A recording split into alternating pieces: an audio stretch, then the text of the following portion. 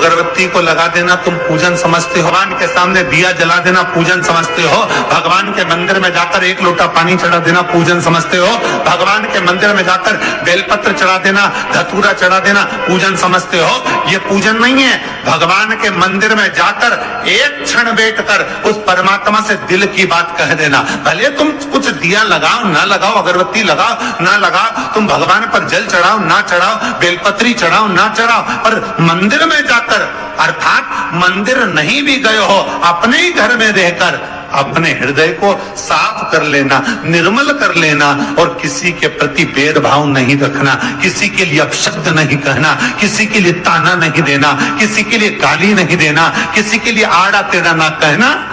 ये पूजन से बढ़कर भी पूजन है। आपके घर में जो दीपक होता है, दिया जो आप प्रज्वलित करते हो, तेल का दिया अगर आपको लगाना रहता है तो वो दिया अलग ही रखें। घृत का दिया अगर आपको लगाना है तो वो अलग ही रखें। घृत के दिए में तेल का दीप नहीं लगाना चाहिए और तेल के दीप में घृत का दीप नहीं लगाना चाहिए। कई लोग कहते हैं, कई लोगों का एक प्रसंग रहता है, महाराज जी गुरुदेव हमारा इतना सा कहना है कि हम मंदिर जाते हैं, रोज दिया लगाने जाते हैं, हम भगवान को रोज दिया लगाते हैं, पर एक बात समझ में नहीं आती, हमारे सालों निकल गए दिया लगाते लगाते, उसके बाद भी मैं दुखी क्यों, भगवान ने मेरे क्यों नहीं सुनी। जब उस चोर को भगवान ने कुबेर बना दिया, केवल उसका कपड़ा जलाया, और मैंने इतने सालों से दिया लगाया, क्या भगवान मेरी नहीं सुन रहा? कारण हो सकता तुम डब्बी तो घी की लेकर गई हो, बत्ती भी घी की लेकर गई हो, और मंदिर में जो दिया पड़ा था जिसमें तुम बत्ती जला कर आई हो सकता है वो तेल की हो सकती है। कहीं ना कहीं हमारी गलती हो रही है, भगवान की तरफ से कोई गलती नहीं। भगवान तो हाला हजूर बैठा है तुम्हारा भंडार भरने के लिए, और गलती हम करते कि हम दिया नहीं ले जाते। हम तो मंदिर की दिया उठाया और वो घी का था कि तेल का था, अपन ने तो बत्ती लगा दी। पर पहले की माताएं कितनी चतुर होती थी, आटे का दिया लगाती थी कि वो दिया नया बनाओ, जरा सा आटा उसना है, रोटी बनी रही है, उसमें से दिया निकाला लगा दिया। नहीं लगाना, दीप नहीं है। अगर आपको लगता है कि ये तेल का घी का दिया अलग होना चाहिए, इसलिए पहले मंदिरों के अंदर घृत दिया लिखा जाता था, घी का दिया, घी का दिया। आप कभी माहेश्वर जाइए, माहेश्वर में नर्मदा जी के घाट पर शिव मंदिर में जो दिए जलते हैं वहां लिखा रहता है ये घृत का दिया, तेल का दिया, वहां लिखा हो, दिए ही जलते हैं वहां। 108 कई छोटी छोटी गलतियां हैं जो हम करते हैं और बाद में कहते हैं भगवान हमारा नहीं सुन। हमारी आदत है कि मनवांचित फल की कामना के लिए जब हम शंकर को बेलपत्र चढ़ाते हैं, शिव जी को हम जब बेलपत्र समर्पित करते हैं, आप सभी को मालूम होगा बेलपत्र चढ़ाने का एक तरीका होता है। एक बेलपत्र चढ़ाते हैं तो ऐसे ही चढ़ा देते हैं, 2-4 बेलपत्र चढ़ाई ऐसे ही चढ़ा देते हैं। और यदि 11 बेलपत्र, 21 बेलपत्र, 51 बेलपत्र, 108 बेलपत्र, 108 से भी ज्यादा यदि बेलपत्र हम अगर शंकर को समर्पित कर रहे हैं तो आखिरी बेलपत्र में हमें या तो चंदन या चावल या लाल चंदन, कुछ भी अबीर गुलाल कुछ भी रखकर मध्य पत्ती पर रखकर भगवान को समर्पित करना पड़ता है अपनी कामना की पूर्ति के। अगर हमने 108 ऐसी चढ़ा दी या 11 पत्ते ऐसी चढ़ा दिए तो उसमें कामना की पूर्ति नहीं है, और आखिरी 10 चढ़ा दिए तो आखिरी 11वें बेलपत्र में हमें कुछ रखकर देना ही पड़े। तो वो ये जरूरी नहीं है कि आप धन रख कर दें, पैसा रख कर दें या संपदा रख कर दें, उसमें अबीर गुलाल चंदन चावल जो तुम्हारा मन पड़े, पुष्प आदि उस पर रख। आपने देखा होगा, आप लोग तो करते रहते हो ना पूजा, तो जहाँ पंडित जी अभिषेक कराते हैं तो आखिरी की बेलपत्र पे वो लगा के सब दे ही देते हैं, लो चढ़ाओ। तो कभी आपने पंडित जी से पूछा कि आखिरी बेलपत्र पे आपने लगा के क्यों? कोई लिख के रख लेता है नमः शिवाय, उसको रख देता संभाल के, सब चढ़ा देगा, उसके बाद वो चढ़ाएगा। उसका कारण क्या है? रावण से ही बात कहती है कि लंका अधिपति लंकेश जब भी बेलपत्र समर्पित करता था, आखिरी बेलपत्र जब समर्पित करता था तो शंकर को कुछ देकर ही समर्पित करता। शिवलिंग पर बेलपत्र चढ़ाना, जल चढ़ाना, इसका भी एक नियम होता है।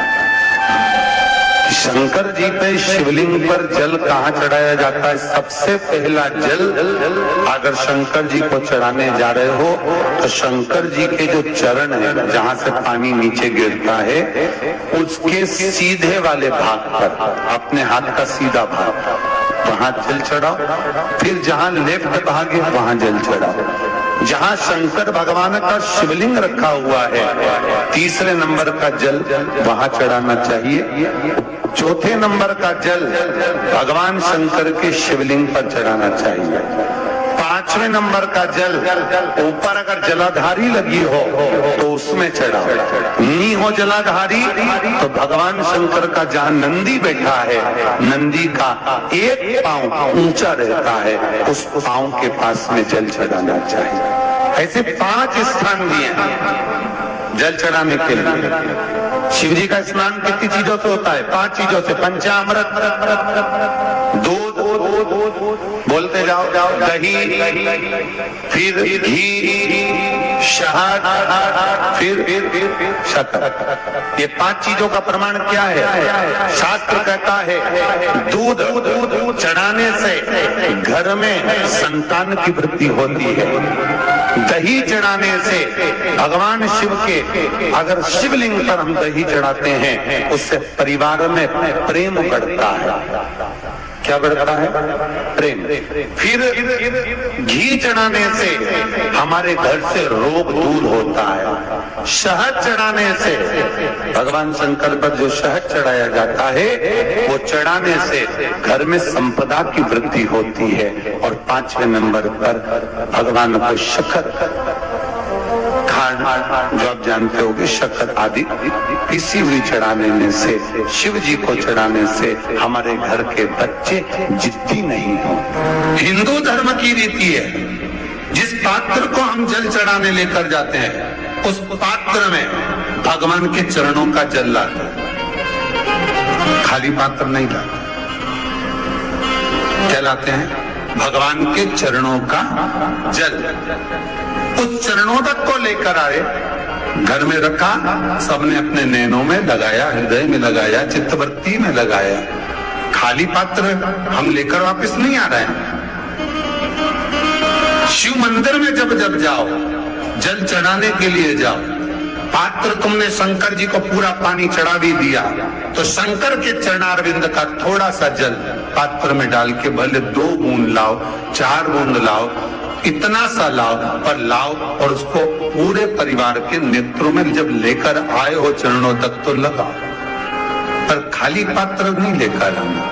खाली पात्र लाने में ध्यान दीजिए, जब आप पूरा जल समर्पित कर देते हैं, जल समर्पित भी पूरा करना है। भगवान को चढ़ा रहे तो पूरा समर्पण होना चाहिए, पूर्ण समर्पण। इसलिए शंकर भगवान को अधूरा समर्पण नहीं, इसलिए श्रीफल भी पूर्ण चढ़ता है। शंकर जी के मंदिर में श्रीफल नहीं फूटता, पूर्ण श्रीफल। बेलपत्री भी पूरी, चावल का दाना भी चढ़ेगा तो आखा, फल भी चढ़ेगा तो आखा, फूल भी चढ़ेगा तो आखा। भगवान को कोई चीज खंडित नहीं चढ़ती, शिव जी को। जल भी चढ़ेगा तो पूर्ण। जिस जल को चढ़ाने के लिए लेकर गए उसको बचाकर नहीं लाना है शिव मंदिर में से। संपूर्ण भक्तों की आदत रहती है, और आपने भी गलती करी होगी, गए होगे, चढ़ाकर भी आए होगे, पूरा पानी भी उंडेल कर आए होगे, चढ़ा भी दिया, छोड़ भी आए, पर लेकर नहीं आए हो। कई लोग गलती कर जाते हैं और फिर बाद में कहते हैं हम तो इतने साल से पूजन कर रहे हैं, भगवान हमारी सुन ही नहीं दिया। तो भगवान के मैं तो तैयार बैठा, पर तू नवा के चली जाए, लेके तो कहीं जाए। भगवान थोड़ी ना कहेगा कि तू मेरे पास में आए तो मैं चरण की रेज लेकर जा। भगवान थोड़ी ना कहेगा कि मेरे पास में आकर तू ये लेकर जा। भगवान तो कहेगा मेरे पास में आया है, मांगना कुछ मत, बस मुझे जो स्नान कराया है, मेरा चरणों तक लेकर जा, छीड़ दे पूरे घर में, संपदा भरना मेरा काम है। जहां मेरी चरण की रज पहुंच गई, वहां संपदा स्वतः पहुंचती है। मैं वहां पहुंच जाता हूं, तो चरणों तक ले जा। पर लोग ले जाते हैं, पूजन करते, कलश भी उंडेलते, जल भी चढ़ाते, पर आते समय खाली लेकर आ जाते। भगवान को इतना बुरा लगता, मेरे दरवाजे से खाली जाए, मुझे कितना बुरा लगेगा। जो आए वो भर कर जाए, भले 2 बूंद लेकर आओ, पर उसमें चरणों तक थोड़ा सा लेकर अवश्य आए। उसी तरह जल चढ़ाने के बाद हम जब लेकर आते हैं पात्र के अंदर, ये उसमें उसकी